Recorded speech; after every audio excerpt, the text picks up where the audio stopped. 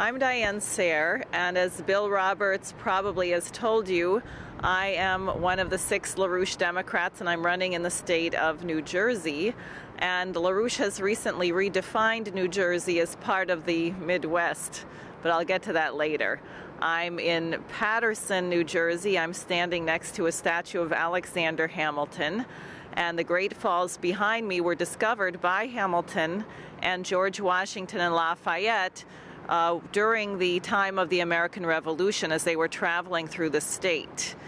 Now, what Hamilton did here was upon seeing the falls, obviously this was a great source of power, and Paterson, New Jersey was the first major industrial center of the United States.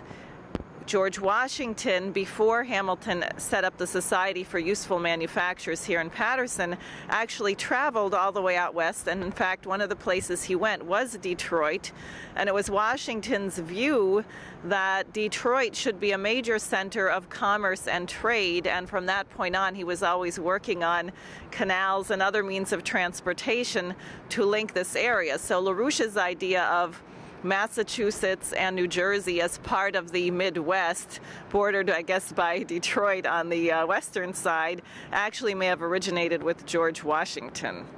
Now, Hamilton is a very, very important figure for the 6 LaRouche candidates because it was Hamilton who set up the idea of the national bank, and most importantly, the question of credit. The idea today that people have of money is British. It's a Roman Empire idea. It's an idea that the source of wealth is something other than human creativity. And what Hamilton did when we had just completed the American Revolution is he insisted that the federal government actually absorb the debt of the states, which was a very controversial idea. But he knew that if each state was allowed to have its varied amounts of debt, that there was nothing that would hold the states together, and there was bound to be a continued attack from the British Empire, if not militarily, economically, and politically. So Hamilton convinced the members of the other states that the federal government should absorb the debt, and he used the debt as a form of credit to build infrastructure and develop the nation.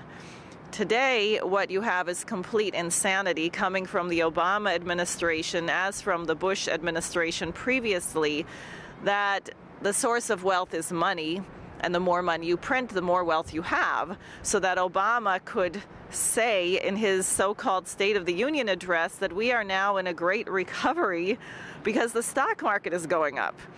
I wanted to report to you that I was at a class in a university here in New Jersey, and a young man whose family runs a convenience store reported that the price of a bag of rice in his store has gone from $10 to $25, that the price of tortillas has gone from 75 cents to $2.25, and that the price of sugar has quadrupled. And now this is extremely important that people understand. We are now in hyperinflation. And what we have been getting from some people among union officials and others when we talk to them about Glass-Steagall is that stopping the bailouts might be bad because their pensions might lose money. Well, is your pension going to increase by 4-fold or 100-fold? Because if the hyperinflation is not stopped, your pension or whatever money you think you have will go the way of what people thought they had in savings in the Weimar Republic. Your pension of $100,000 will be worth $100 or $10. That's what we're heading for. That's why it's urgent that our nation return to the principles of Alexander Hamilton and get away from this crazy idea that money has any intrinsic value, that the value is in the minds of the American people and in what they produce and what they create. And that's why the 6 of us are saying, number one, that Barack Obama has to be removed from office, that it's not just his health care plan, which is modeled on the Nazi T4 plan, or his bailouts that are causing hyperinflation, but where you see his hatred of the principles under which our nation was founded was in his shutdown of the space program, because that is an area where the United States led the world.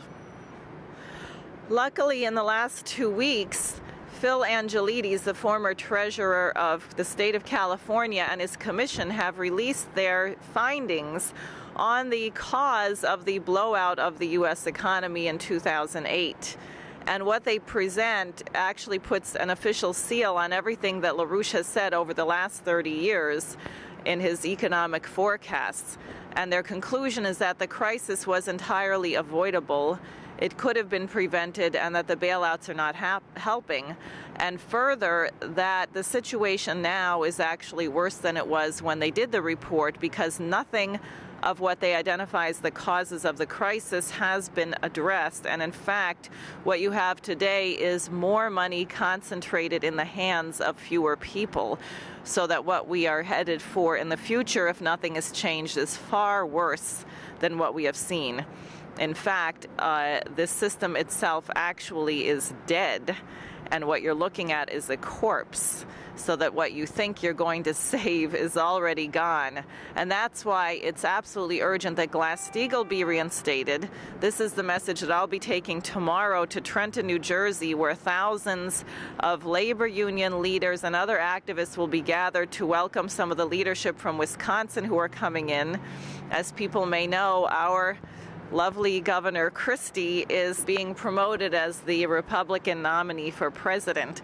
So it's absolutely right that people should join forces here in the state of New Jersey to set the record straight. And the message that the six of us are taking to these demonstrations is that there is nothing to be done on a local or state level. As long as we continue the policy of Obama, the resources simply do not exist, and the policy is mass murder against the population. If we reinstate the Glass-Steagall Act as FDR intended, and which is a successor to the legacy of Alexander Hamilton, what that means is the nation can be relieved of about $17 trillion of debt from paying back papered waste, toxic gambling debts, and that credit can be made available for emergency funding to the states so that we don't shut down police and fire stations all over the country, we don't close down the public schools, and what we actually could begin doing is to launch the North American Water and Power Alliance, which calls for building a massive rail grid across the country so that our triangle of Boston, New Jersey, and Detroit can manufacture and ship the necessary material, machine tools into Idaho, which is the hub of the project. And when that's done, we'll have a high-speed rail link between Paterson and Detroit, which will allow us to travel that distance within about 2.5 hours. Boston will be about another hour, and we can finally complete the consolidation of the western part of the United States, the Midwestern part to the east, as George Washington intended. Thank you.